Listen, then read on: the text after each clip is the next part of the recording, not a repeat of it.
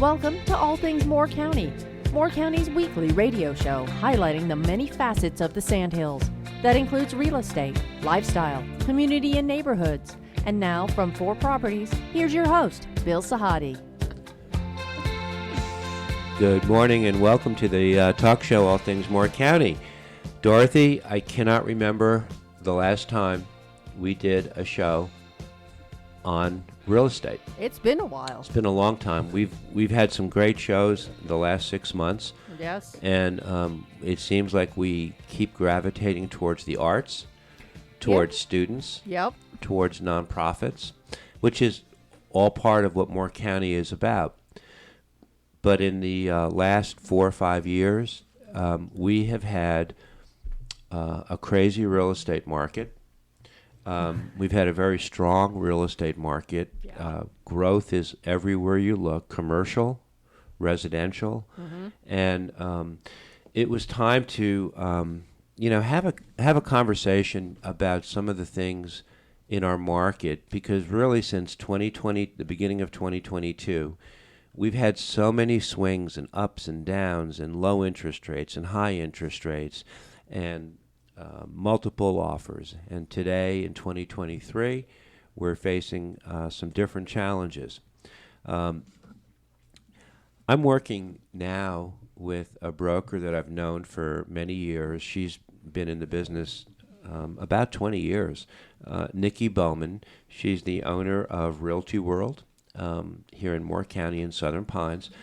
She has the perspective and she has the experience that I love in another broker, because when we get a chance to work together, we can both sit back and take big picture views of issues. We can both anticipate things that may come up. And Nikki, you've been in the business 20 years. I have you only by 3 years. But well, first of all, I just want to say good morning. Good morning. And I want to say that we have become, you and I, by virtue of what we do, a little bit immune to drama. Absolutely. Right? No longer get caught up in it. And what happens? I mean, drama can kill transactions. Whether you're working with the seller or you're working with the buyer, and there's been a ton of drama in our market since January of 2022. Yep. And the one thing that you have that I appreciate is you have a perspective. You see the whole playing field, and you see it from day one, so that you're able to work and manage your clients' expectations. You're not a people pleaser, which I really respect. You are, it sounds like a news commercial, but you're fair and balanced, and you're able to communicate what people need to hear rather than maybe what they want to hear. I have to thank you for that. First off, you're going to make me blush over here. Right. But you and I both, I think we both work that way. That's why we love being on the opposite side together. I think that our job isn't to get caught up in the drama. I think the buyers and the sellers have enough emotions going on through it, and we're supposed to see the whole playing field, and it's important to have an agent that can see ahead further than where you are. Well, there's a lot to talk about today, and there's a lot to unwrap, but there's one more layer of potential drama that's come up in the last week and a half. So I think starting last Friday, many of our clients received in the mail their tax reassessments. Yes. And what have you found? I'm sure you've had conversations with many of yours. Absolutely. Tell me about those conversations. I think that the owners, which were previous buyers of ours many years ago, are seeing what we've been seeing on paper now coming their way. They've all heard about it in the news, and they've watched and listened to people.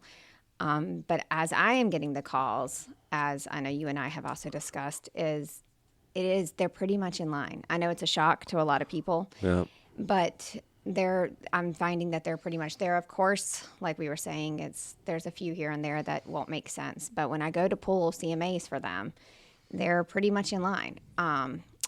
Also, I think for me personally, as a listing agent, primarily, I was starting to struggle when I had a house as value that was $450,000 and your tax value was $212. That's it right. did not. It was right. hard, and we were going to start running into a problem where they were going to start not making sense. So Right. it needed to start to make sense if you want to be able to get the value for that house that you deserve, because that's the value of the home one day when you want to sell. Right. The my value doubled, which was more than the average, but I did massive renovations, and the tax department, they actually came to the house Wow. after the renovations were done to look at everything.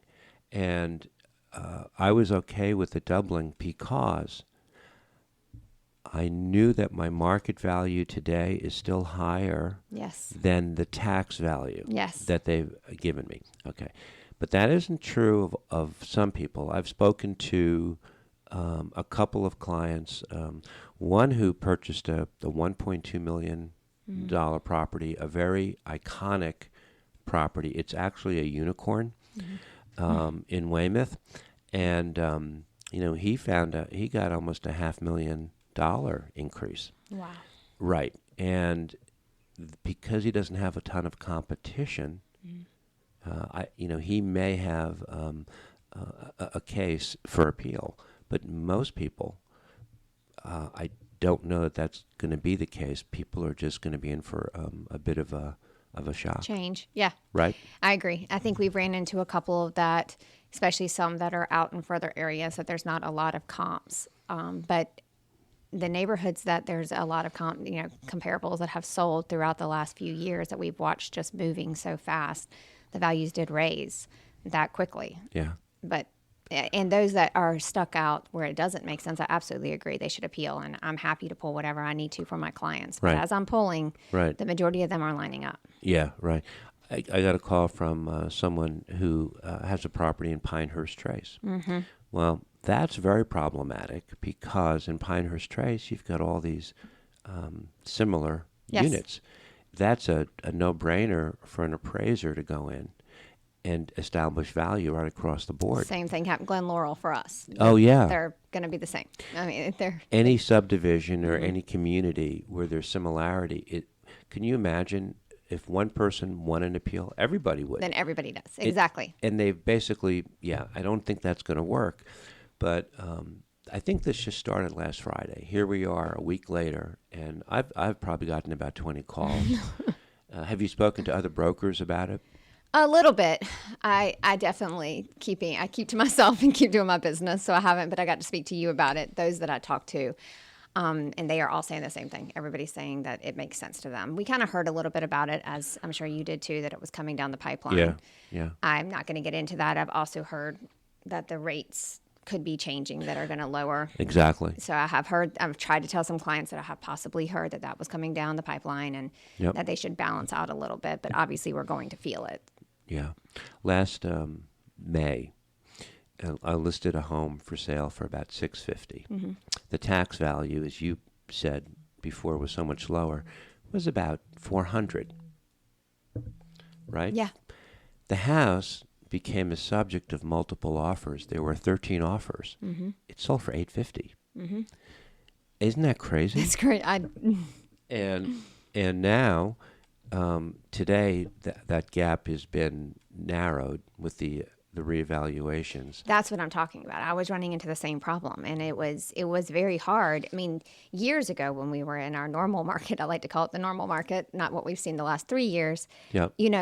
We would look at tax value, market value was typically above, tax value, but not hundreds of thousands. Right. I mean, it was 30, 40,000, it was a little bit above. And luckily, appraisers haven't really compared to that. But years ago, they did. If we listed a house $100,000 over tax value, I would get a call and, have to kind of explain where I was getting this from. Right. So I was worried as we went into this craziness that we've been seeing that we would start running into it. And I worried that it was going to come back if they didn't catch up. Yeah. So, and I know it's not what anyone wants to hear, but the house, if you can get that, which you can, we can get in there, Bill and I, we can get it sold.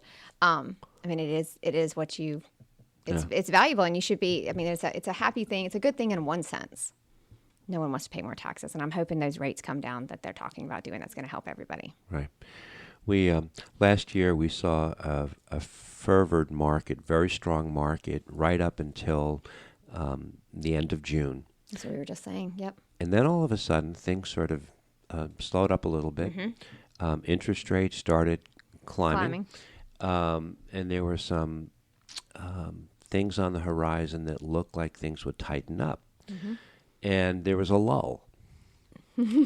Here we are now in the spring of 2023, and we're back in, I consider what we're in a seller's market due to the low inventory. I agree. In spite of the high interest rates. I agree. My whole career, and I'm sure, Bill, you do the same thing. I just said this as a listing presentation I was at. I've always been able to predict to my clients, as you were saying, we like to see the whole playing field. Yeah. And I hate that I can't sit down right now and predict I usually can predict every month that goes on in a real estate market in Moore County. Right now it is. We saw a lull towards the end of last year as the fall came in. Yep. And now the last 3 listings I've brought up, I've had multiple offers again. And so it just seems with the high interest rates, I was very surprised by it, honestly. Even an $815,000 listing, multiple offers. What do you, I know the house you're talking about. That's amazing to me. Okay. I was shocked by that one. Me too. I was like, me too. I know the house you're talking about. I did not expect that. What do you attribute the low inventory to? I mean, so I've thought into this hard, and I really don't have a firm answer, but I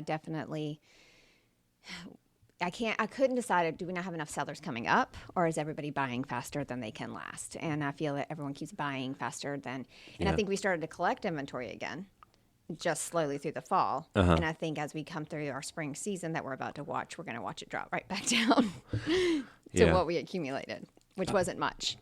I fear that some sellers who may want to be sellers are afraid to sell because there's nowhere to go. Oh, agreed. There's nowhere to go. I just met with someone right now that wanted to wait till the end of the year that I advised not to. Right. Because they're scared. Well, they also don't want to buy with higher rates, and they're sitting with a 3% interest rate in their home right now. So, we one of the lenders came up with this expression. I'm sure you heard it. It sounds good on social media, and it's quick, and it sort of puts a positive spin on things. It said, marry the home, date the rate, and marry the home. I just said that. And I'm like, I don't love that. I know. I don't love that expression. But what people are, marketing, and then that people can go back and refinance, but there's added cost to that. There is. And sometimes people look at the inventory and they go, I think I'm better off just to stay where I am. And that's, I think, one of the reasons. That's a lot what's going on. Yeah. But the prices are still strong. You know what? I'll tell you what bugs me, and you tell me. You've been involved in multiple offer situations. I've been involved in a lot of them. So we go to our seller. You have 5 or 6 offers. One of the things we look at as listing agents, how are they financing the home? Absolutely. I know there's a segment of our buying population that's getting hurt the most. Who do you think it is? Based on our multiple offer situation? Yeah. I'm good. Well, cash offers, usually seem to trump everything else. VA. Then you've got conventional loans, which are okay. And then you've got the bulk of the belly of our business, military families. VA. They're getting squeezed. And I will tell you, as a listing agent, they are getting squeezed. Oh. What I have found as a listing agent, which Jessica is my buyer's agent. She focuses all on our buyers. And one thing that I have found as a listing agent that helps is if they're using a local lender. It's very important to me as a listing agent. Correct. If you are VA, and although I don't discourage that personally on my side, but I can see it happening. If you are a VA, then I think a local lender is important. Yeah. I've found with VA buyers, they've gone through 3 or 4 offers on homes that they haven't gotten through multiple offers. And they get more aggressive each time.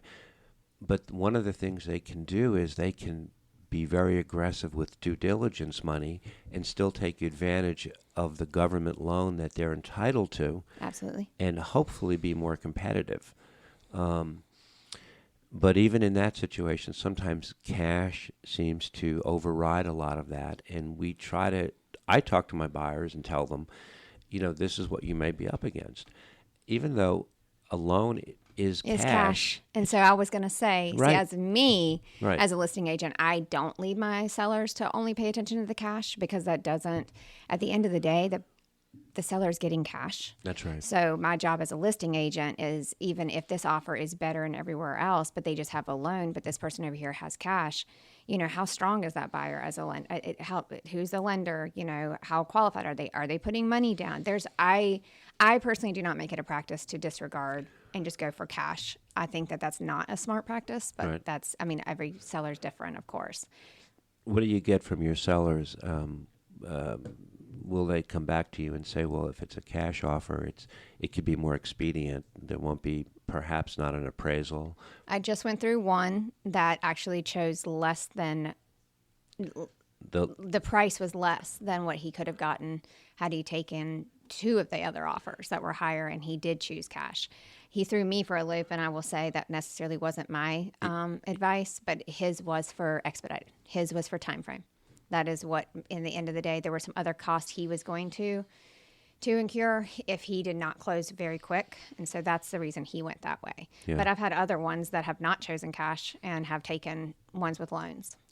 One of the things, if a buyer is doing 100% financing with VA, I ask them to be as aggressive as they can on the due diligence. And then I ask them to look at what their total closing costs would be, because it's usually about 3% of the loan amount, and that they should feel comfortable going up that high. We do the same thing in our office. On due diligence. Yep. Because they're going to have to come out of pocket. You're going to come out of pocket anyways. So go ahead and use it now on paper and show. It's going to, if you're doing 100%, it's going to credit back to you. So then there's towards your closing costs. So I think as a listing agent, the due diligence right now, and it wasn't this way a few years back, but right now it matters. It's the only thing that matters. It's the only thing. It's what matters. How many offers do you see that have earnest money? Most of it, I'm seeing that gone, and I'm seeing it all in due diligence. Yeah. I kind of chuckle a little when I see it in earnest money, because you're not using what you could. If you got it right now to write a check to the trust account, then write it for due diligence. It's going to help us choose your offer. The earnest money is the buyer's money. The seller doesn't have any, doesn't get it. The due diligence is what they get. Absolutely. We're going to come back in the second set. I have so many talking points I want to have a conversation with you about. We're talking with Nikki Bowman from Realty World. She is an experienced professional broker. I love working with her. This is All Things Moore County. We'll be right back.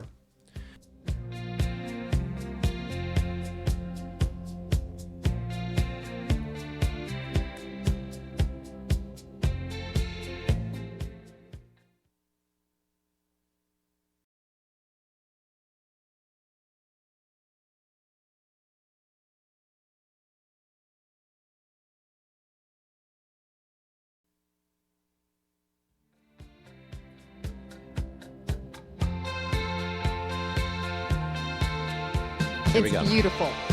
It's gorgeous. I showed my son too.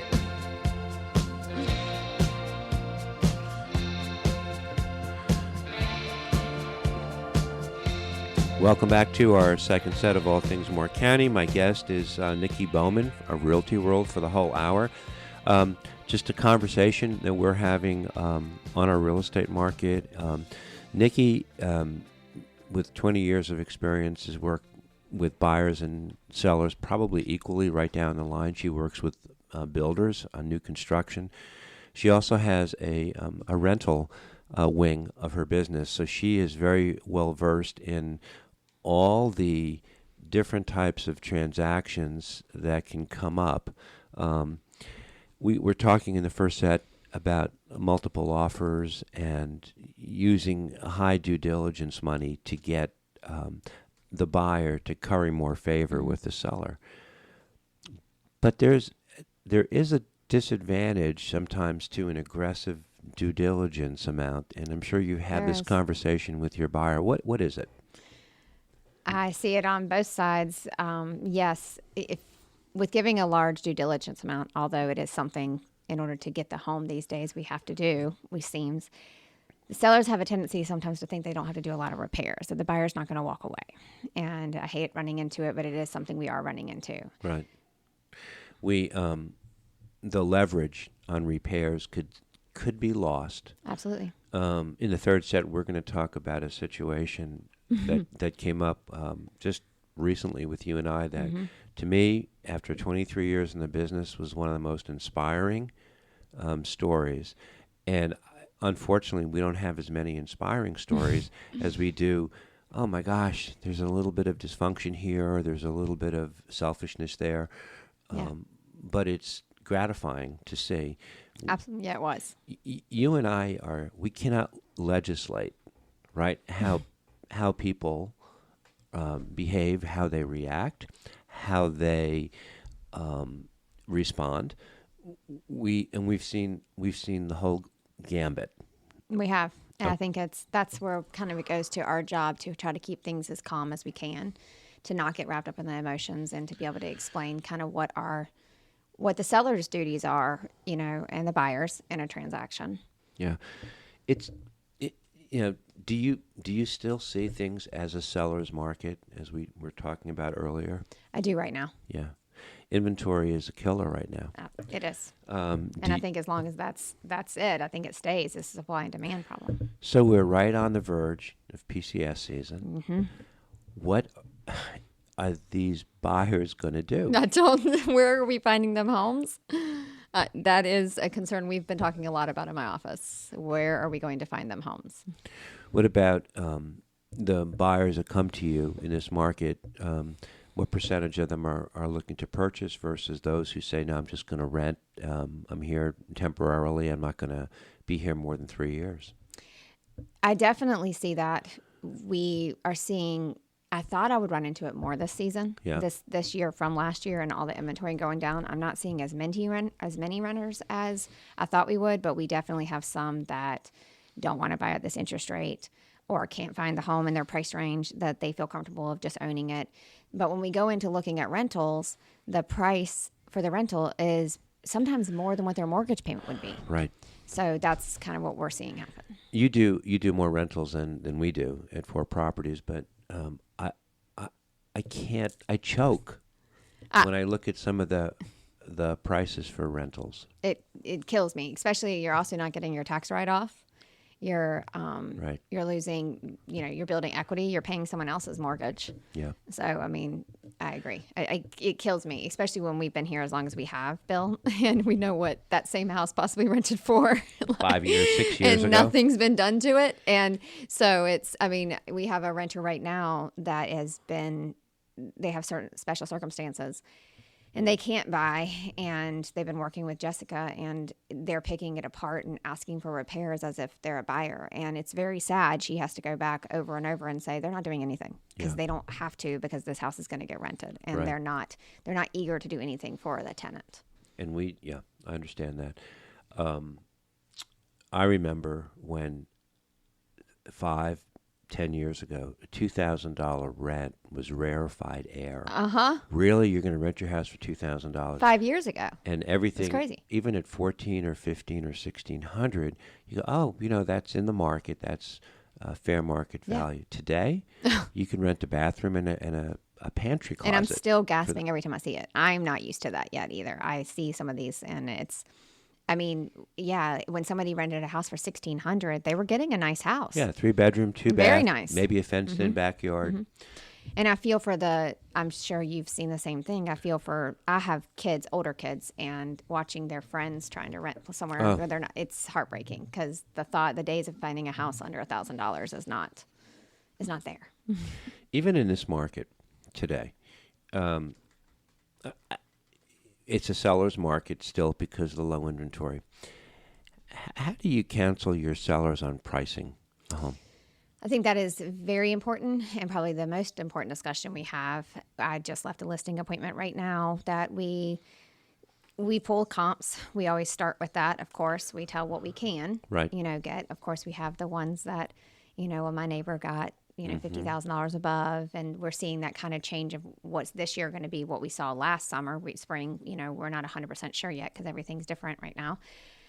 But I talked to them about even though it says we can get this value or your neighbor got this, first if they got it, I'm big about talking about the market will talk to us. Here are the comps. The market will talk to us. Good. And I've been saying that to my sellers a lot because a buyer's already feeling they have to pay pretty much full price right now if they're not paying above full price in a multiple offer situation. They're having to give a lot of due diligence. Right. And they're also having to take higher interest rates to continue to buy. So when they see a house that's overpriced because they now are going to pay above full price on top of it already being a high market, you're less likely to get an offer.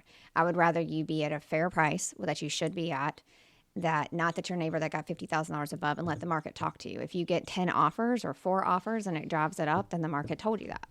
So that's a big discussion we have when we go up on the market. Sometimes the homes that your sellers are aware of that may have sold are homes that may not be comp homes. They may be different homes. Mm-hmm. They may have a different audience. Because we always try to look at a home and say to ourselves, who would the audience be? Who is your buyer? For this home. Absolutely. Right. That's the way I do. Who is your buyer? So what do we do anything differently? I'm waiting to see something, a chink in your armor. I don't see it because everything you're saying, I do. And it seems vice versa. I think you and I work the same. So. We see the world the same way. Yes. I tell clients a lot that the real estate market is like trying to catch a bird in flight. Mm-hmm. Every day that bird is at a different altitude. It can be a little bit up, a little bit down. It could be descending or ascending. You can't micromanage the moment, the peak moment. It's impossible. So if you're on a trend, look at the big picture instead of month to month. And it's difficult. We have clients who look to buy a home. They're going to be here for 3 years, maybe 4 years. One of their questions is, can we rent this home after we transfer? Mm-hmm. Does the home have rental potential? And if the answer is yes, that home then becomes more attractive. More about, yeah. And how much can it rent for? Absolutely. Yep. And when that matters. They have, I try to tell people today, if you're going to buy a home for 3 years, in a noble goal in 3 years in terms of growth would be to break even. Mm-hmm. If you were to improve the home, the cosmetics of the home, you'll make it more compelling for resale. But unless you can increase the heated square footage of the home and you're limited to the footprint of the home, you're kind of locked in because heated square footage is one of the common denominators of value. It's our main thing, right? Right? Right. And they get it, and they're not expecting 5 or 6% interest increases, like they used to.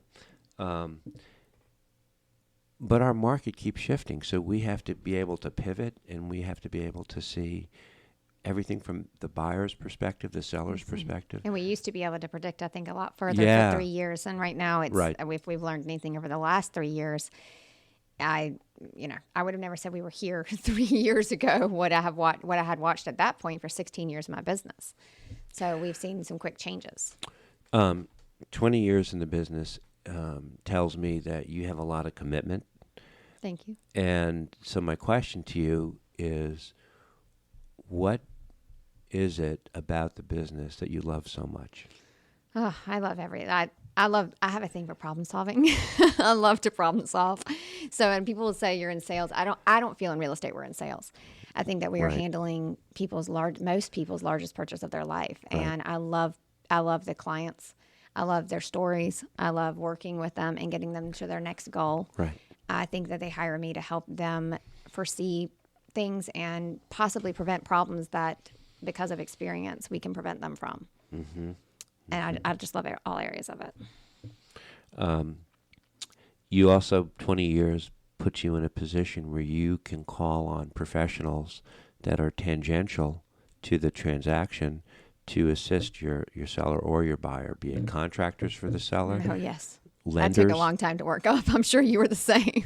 Yeah, and right. And you bring a lot of local lenders to the table. Yes. Yeah.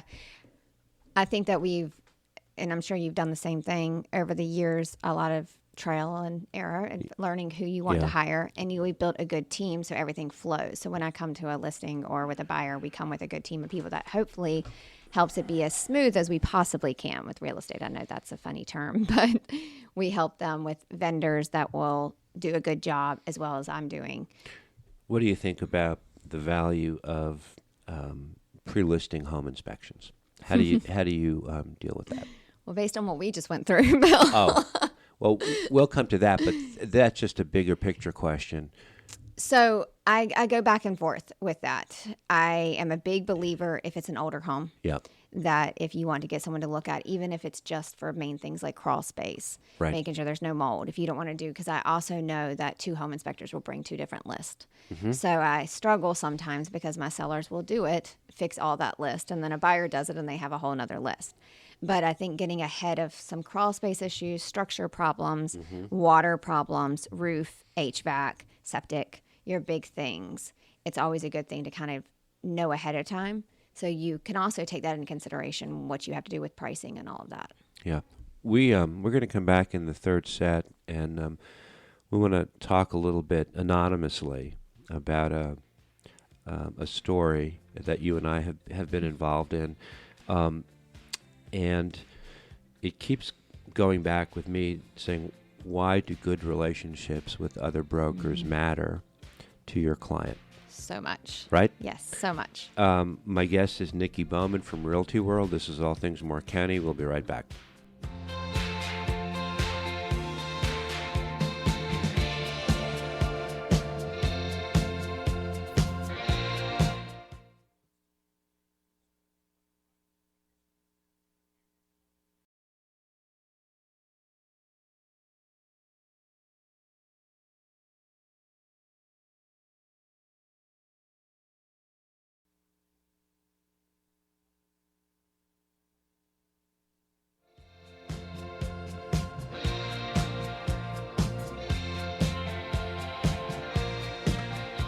Welcome back to our final set of All Things Moore County, talking with Nikki Bowman of Realty World, lending her experience and her perspective. And in talking with Nikki, it's reassuring to see that, Nikki, we see the world similarly. I believe we do. How we manage our business, and that's why we both laughed last week. We have something in common. We always know if we have a transaction coming in, we want to know who's working the other side of it. And you laughed. I think it's very important. I look at that in the multiple offer situations. Right? I do. And so that I have this litmus test. So I have 2 sisters and a brother, right? Mm-hmm. And I think to myself this all the time. If my kid sister called me from New York City and said, I want to move to Southern Pines or Aberdeen or Pinehurst.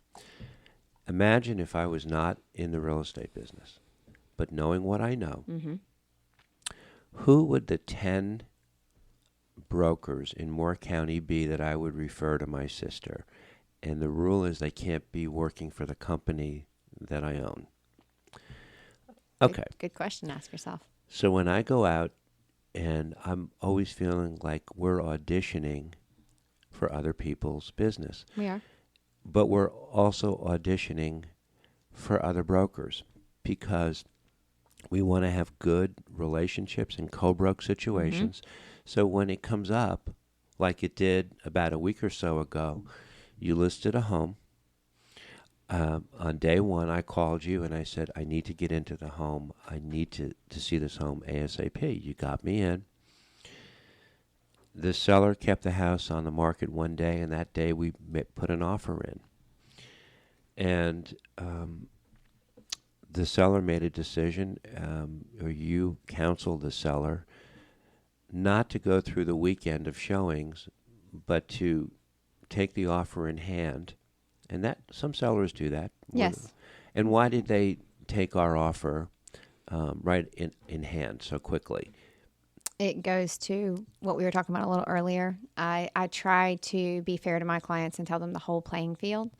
Yes, we could do the whole weekend, and I know that's going on. I don't love to practice that way or advise my clients because I've seen other things happen. Right. I've seen offers withdrawn. What you have in your hand could be they could change their mind within 2 days. Right. Other house could come on the market that they like even more, withdraw their offer. And I'm a big believer but mostly when I called him, and I'm not just saying that because I'm sitting across from you, it's a big deal about broker relationships. Right. I was able to tell him that I've worked with you many times, that I respect how you work, and that I could tell him with good conscience that this transaction would go smooth. Right. That doesn't mean we won't have problems, but it does matter that he's a good broker. He's actually going to work his deal, and we both work in the same elevation together, and that mattered to my client greatly. Well, guess what? Then our relationship affected in a positive way my buyer clients. Yes. And in a way it absolutely did. Okay. It did. And Jessica just had one, my buyer's agent, that there were 4 offers on the table, and they just chose hers because of who she was, because she was the agent, because she had a relationship with the agent. Not to do anything, it's just because you want to work with agents that are working hard, that know what they're doing and are advising their clients right. So when you hear that expression, experience matters. Absolutely, it does. It really does. Yeah. So my clients, I've worked with them since 2015. They bought a home. They lived in Pinehurst. They moved to California. We sold their home in Pinehurst, and we thought they were never coming back to North Carolina. But guess what? They Surprise. came back. They found a home on Zillow.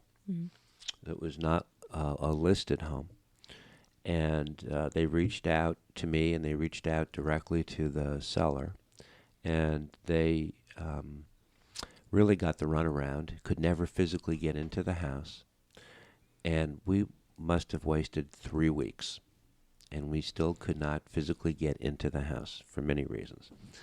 Anyway, your home came on the market. I saw it.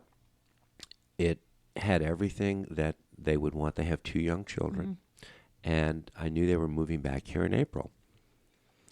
So we were so excited. We went in, and lo and behold, the home inspection came back, and it was full of surprises. It was. I guess the way I'd say it, right? Yes. Now, having you on the other side of the table made me feel comfortable, and you reacted in such a... Well, do you remember what you said to me when I shared the report with you? No, what did I... You were completely understanding. You didn't take it personally. And you were going to coach your seller that these things were pre-existing. Yeah. And we need to address them. Apparently, your seller, when he purchased the home, did not get the type of information that he needed that would have allowed him to negotiate some of those pre-existing repairs, which were there at that time. Yes, and I could tell based on what you brought me. And let me first off say I did not sell him that home, so I was not the agent. That's but right. Based on what you called me over the weekend and told me, common sense, you knew that those had to be pre-existing based on some things that had come up that he had not done. So therefore, it had to be before. And I think you were beautiful because you were compassionate. You didn't come either barking, but yet it was a problem. You didn't get caught up in the emotions with it. You were very matter of fact, but at the same time, knew it was something we all had to deal with, whether it be with you or with someone else. Or the next buyer. We were going to have to approach it, and it was my job to make sure he knew that, or I was leading him down a hole that he was going to end up right back here. The other thing that was fortuitous was that I called Butch Chandler. Butch has been on the show before, Chandler Companies. And you've known Butch, and you've worked with Butch. Yep. And you knew that he was very reputable. Absolutely, which goes to working with the right agents or knowing that ones with experience.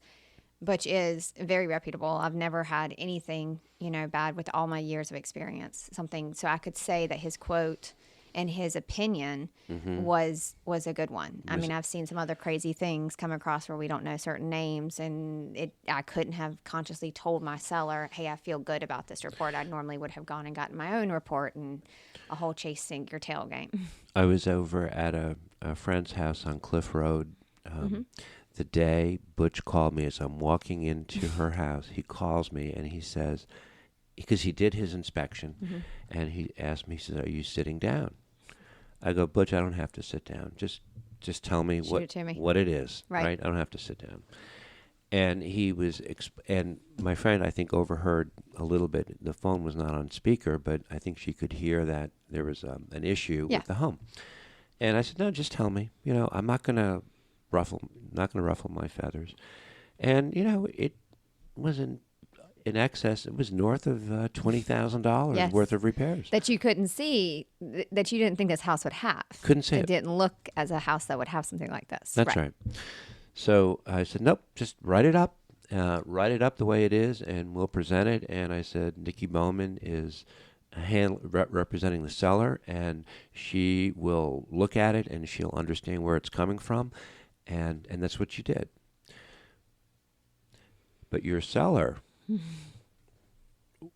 you told me a lot about him, and tell me a little bit about your seller, because he was an integral part of making this all work. Oh, he was. To kind of go back to, thank goodness we had you and I both that could keep both parties calm and talk without getting our emotions involved. But even no matter how good we are, if you have a seller that won't listen, is struggling to listen to reason or taking your advice, he was a wonderful he is a wonderful person, and he wanted to do right, and he took my advice. He didn't he push back at me. He listened, and he trusted that. I have to also say that you wrote a beautiful letter that went to him that showed that you and the buyers were compassionate about what you had to ask for, but for your buyer's well-being, of course, you had to ask for it, which he completely understood. And he was amazing about doing the right thing. And it didn't take me really a 20-minute phone call, and he honored what. You did it on the phone. You didn't even have to do it in person. No, and a lot of people I would have to go and yes. Oh my God. I know, but he has kind of a crazy schedule, and I could have easily gone to him, but that evening, but I did not want to. I didn't want your buyers panicking, because I also know how real estate goes, and the longer someone's sitting in it, the more they're spiraling. So it's better to deal with it right then and there. And he was able to hear about it. I sent him it, and then we got on the phone and read it together. So I sent it over to him, talked to him, explained. Then I sent it to him. Then we got back on the phone and discussed what he was reading. So I wanted him to read your words, and I wanted him to read the report, because I felt for him very much as you did, that this was not told to him when he bought this house 7 years ago. I did feel for him. Yeah, but he was amazing. He did the right thing, and understood it's something that he's going to deal with, whether he dealt with it with you or he lost the contract, had to deal with it on his own, or a buyer comes and, we're going to deal with it later. So either way, it was his. You said it perfectly. He had inherited a problem, and it was his. I got a chance to meet him yesterday, a couple of days ago, and we spoke for about 20 minutes, and that's also unusual. Yeah, very. By the way, very. And he had come home, and we had Butch had sent an electrician over to look at a couple of things, to get some quotes, to put some orders together. And he's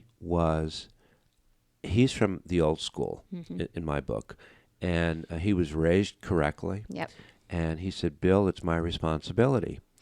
Even though it was not his fault, it was his responsibility. How refreshing. Right? How refreshing. Yep. And I love to see that, and it gives me hope, because sometimes selling a home is going to be rife with disappointments, unforeseen circumstances. It's part of the rules of engagement. Yes. And he is so unentitled. He was so unentitled. Absolutely. Yes. And you had given a large due diligence, what we were talking about earlier, and he never mentioned it to me, never felt that this was not his responsibility, or they can't walk away, or he did the right thing. He honored. Obviously, every time I see your name, I'm like, oh, I hope I have a client for the property. Same. Every time you come across, I'm like, please bring me an offer, Bill. We've done it a couple of times, and but we do try to work. Relationships are very important. I think it's probably the number one with each other, with our clients, relationships with vendors that we've worked with, because you worked with Butch, you were able to get someone there quickly. Yeah. Because I think a lot of times our buyers are panicking while we're trying to get somebody. If we don't have good relationships, we can't get somebody for a week, and they're spiraling, while you're trying to get it. You were able to get Butch there quick. I mean, the fact that you had the quote the next morning, I mean, that's That's amazing of Butch. It was and good. we could able to diffuse a situation and find a problem, find a solution for everything quickly. Well, 2023 is going to be a year full of unforeseen circumstances, a lot of unknowns, and we as brokers have to sort of be looking at the tea leaves every day and decide which way we're going to have to pivot each week. Nothing is set in stone. Every week, I think we're going to have to pivot and move as we've had to do the last couple of years. I'm delighted that you came on and talked with us, and I'm sure we could have a zillion reasons to get together and do it again. Nikki Bowman from Realty World, thanks for joining me. Thank you, Bill. And we will definitely see you down the road. Thanks. Thank you, everyone. Have a great week. Thank you.